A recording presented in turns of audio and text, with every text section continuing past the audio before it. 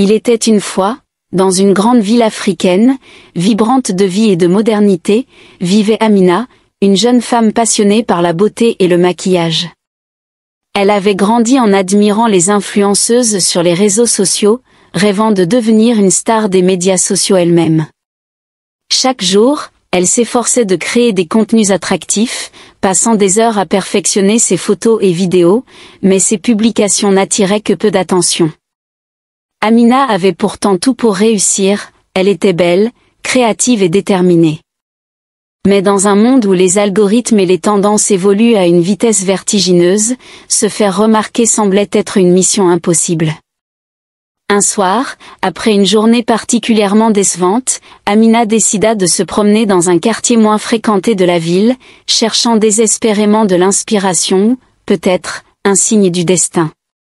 En déambulant dans les rues étroites et sinueuses, elle remarqua une petite boutique à la façade vieillotte, presque cachée entre deux immeubles modernes. La devanture poussiéreuse portait une enseigne en bois, à moitié effacée, qui disait « Les secrets de Mama Coco ». Intriguée par ce lieu étrange, Amina poussa la porte et entra. À l'intérieur, l'air était saturé d'un parfum envoûtant d'herbes et d'épices. Des étagères anciennes étaient chargées de fioles colorées, de potions mystérieuses et de plantes séchées. Derrière un comptoir en bois sculpté, se tenait une vieille femme à l'allure sage et mystérieuse. C'était Mama Coco, réputée pour ses remèdes ancestraux et ses pouvoirs mystiques. « Que cherches-tu, ma fille ?» demanda Mama Coco d'une voix douce mais pénétrante, ses yeux perçants semblant lire dans l'âme d'Amina. Amina, émue et nerveuse, expliqua son désir ardent de devenir une influenceuse de beauté reconnue. Elle parla de ses efforts inlassables et de ses échecs répétés, de son rêve de partager sa passion avec le monde entier. Mama Coco écouta attentivement, puis hocha la tête et sortit un petit pot de crème orné de motifs anciens. « Ceci est une crème magique, murmura-t-elle en tendant le pot à Amina. Applique-la chaque soir avant de dormir, et ta beauté envoûtera tous ceux qui poseront les yeux sur toi. Mais souviens-toi, la magie a toujours un prix. » Amina, désespérée et prête à tout pour réaliser son rêve, accepta la crème sans hésiter. Elle remercia Mama Coco et rentra chez elle, impatiente d'essayer cette potion miraculeuse. Ce soir-là, après avoir soigneusement nettoyé son visage, elle appliqua la crème comme indiqué.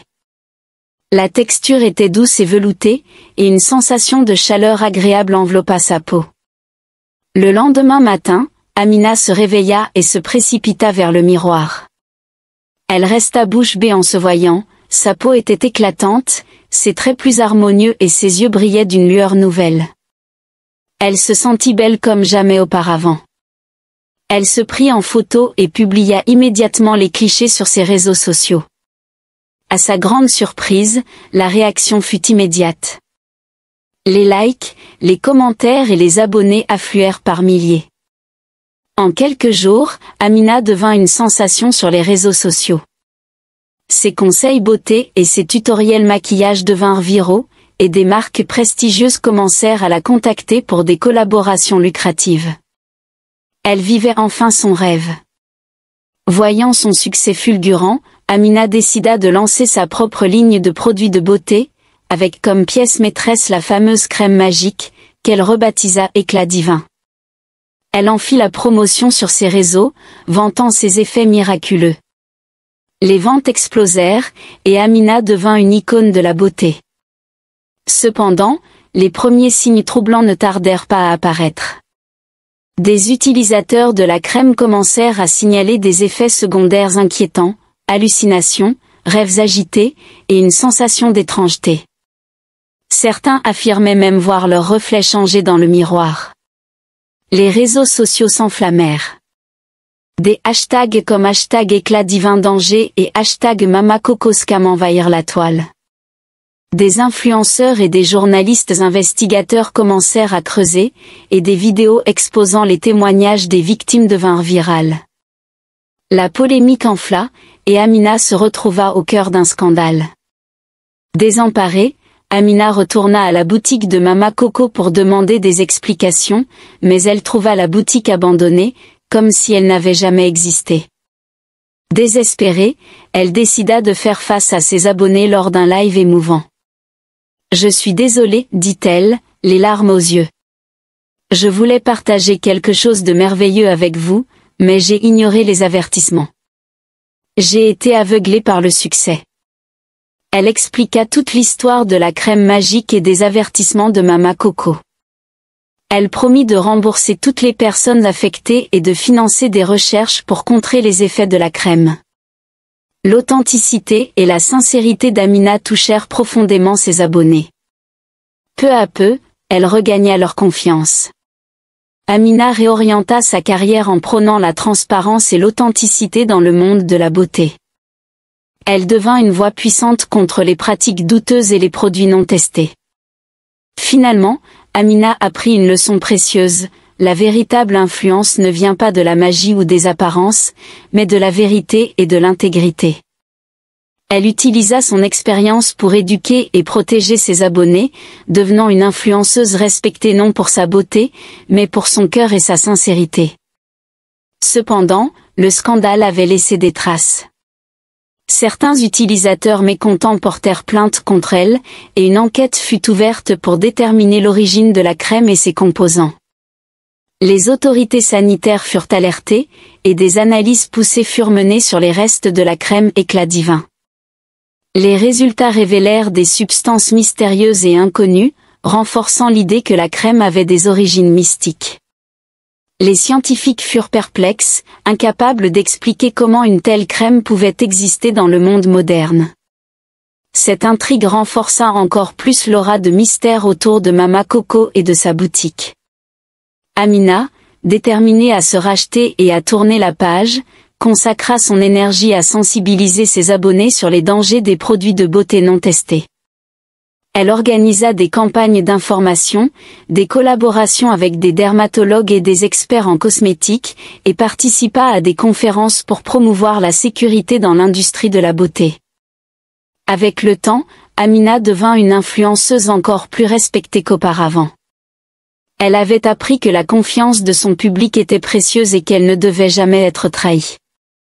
Sa nouvelle approche, basée sur la vérité et la transparence, lui permit de bâtir une communauté fidèle et engagée. Un jour, alors qu'elle préparait un live pour discuter des dernières tendances en matière de soins de la peau, Amina reçut une visite inattendue. Une jeune femme entra dans son studio, portant un vieux manteau et une écharpe colorée. Elle avait un air familier, mais Amina ne parvint pas à la replacer immédiatement. « Bonjour Amina, dit la femme en souriant. Je suis Aya, la petite fille de Mama Coco. » Amina fut surprise et émue. « Je ne savais pas que Mama Coco avait une famille, répondit-elle. » Aya hocha la tête. « Oui, et nous avons suivi de près ce qui s'est passé. Ma grand-mère voulait que tu aies ceci. » Elle tendit un petit paquet à Amina. Amina ouvrit le paquet avec précaution. À l'intérieur se trouvait un ancien manuscrit, rempli de recettes et de notes écrites de la main de Mama Coco. Aya expliqua que ce livre contenait des connaissances ancestrales sur les plantes et les remèdes, mais aussi des avertissements sur les dangers potentiels de ces pouvoirs. Mama Coco ne voulait pas te nuire, expliqua Aya. Elle croyait en ton potentiel et espérait que tu utiliserais cette crème avec sagesse. Malheureusement, la magie est imprévisible et difficile à contrôler. Amina remercia Aya pour le livre et la promesse de Mama Coco. Elle comprit que ce manuscrit était une chance de rédemption, une opportunité de comprendre et d'utiliser ses connaissances de manière éthique et responsable. Les semaines suivantes furent intenses pour Amina. Elle plongea dans l'étude du manuscrit, passant des nuits blanches à décrypter les recettes et les notes de Mama Coco. Chaque page révélait des secrets fascinants sur les plantes et les remèdes, mais aussi des avertissements sévères sur les dangers potentiels de l'utilisation imprudente de la magie. Avec l'aide d'experts en botanique et en pharmacologie, Amina commença à développer une nouvelle ligne de produits, cette fois entièrement naturels et sans danger. Elle décida de les appeler « Héritage de Mama Coco », en hommage à la femme qui avait, malgré tout, changé sa vie. La nouvelle gamme comprenait des crèmes hydratantes, des sérums et des masques, tous formulés à partir des recettes du manuscrit, mais testés rigoureusement pour garantir leur sécurité. Le lancement de la nouvelle ligne fut un succès retentissant. Les abonnés d'Amina, touchés par son parcours et sa quête de rédemption, accueillirent avec enthousiasme les produits héritage de Mama Coco. Les critiques furent élogieuses, et les ventes dépassèrent toutes les attentes. Amina sentait enfin qu'elle avait trouvé sa véritable voie. Cependant, le souvenir de la crème magique restait vif dans l'esprit de beaucoup. Certains journalistes continuaient à enquêter sur Mama Coco et sur les origines mystérieuses de la crème. Ils découvrèrent des histoires anciennes de magie et de guérison, des récits de personnes transformées par des potions miraculeuses, mais aussi des légendes sombres de sorts mal utilisés et de vies brisées par la magie. Amina décida de coopérer pleinement avec les enquêtes, ouvrant ses portes aux journalistes et partageant tous les documents qu'elle avait en sa possession. Elle espérait que la transparence aiderait à dissiper les doutes et à montrer qu'elle n'avait rien à cacher. Cette démarche fut appréciée par beaucoup, et contribua à renforcer la confiance de son public. Un jour, alors qu'elle travaillait sur une nouvelle formule, Amina reçut un appel téléphonique inattendu. C'était Aya, la petite fille de Mama Coco. « Amina, il y a quelque chose que tu dois savoir, dit-elle d'une voix grave. Mama Coco m'a laissé un autre message, que je n'ai pas pu te transmettre la dernière fois. Elle voulait que tu saches qu'il y a un endroit, un jardin secret où elle cultivait les plantes les plus rares et les plus puissantes. Elle m'a dit que tu trouverais des réponses là-bas. » Aya donna à Amina les indications pour trouver ce jardin secret, situé à la périphérie de la ville, caché derrière des collines et des forêts. Amina sentit une montée d'excitation et de curiosité. Peut-être que ce jardin contenait des secrets encore plus profonds et des réponses aux questions qui la tourmentaient depuis le début de cette aventure. Le week-end suivant, Amina se rendit au lieu indiqué par Aya. Après une longue marche à travers les sentiers boisés, elle arriva enfin devant un portail en fer forgé, recouvert de lierre et de mousse. Le portail s'ouvrit facilement, comme s'il l'attendait. À l'intérieur, elle découvrit un jardin luxuriant, rempli de plantes exotiques et de fleurs éclatantes. L'air était imprégné d'un parfum enivrant, et le chant des oiseaux ajoutait une note de sérénité. Amina se promena parmi les allées fleuries, émerveillée par la beauté et la diversité des plantes. Au centre du jardin, elle trouva une petite cabane en bois, presque cachée par la végétation. À l'intérieur, sur une table en bois, reposait un autre manuscrit, plus ancien et plus détaillé que le précédent. Amina l'ouvrit avec précaution, découvrant des recettes encore plus puissantes et des avertissements encore plus sévères. Parmi les pages, une lettre de Mama Coco lui était destinée. « Chère Amina, commençait la lettre, si tu lis ceci, c'est que tu as trouvé le jardin secret. Ici se trouvent les plantes les plus rares et les plus puissantes, mais aussi les plus dangereuses. Utilise ces connaissances avec sagesse et prudence.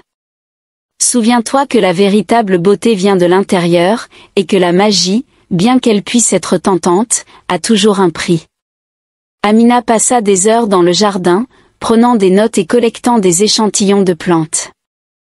Elle comprit que Mama Coco avait voulu lui montrer non seulement le pouvoir de la nature, mais aussi la responsabilité qui venait avec ce pouvoir.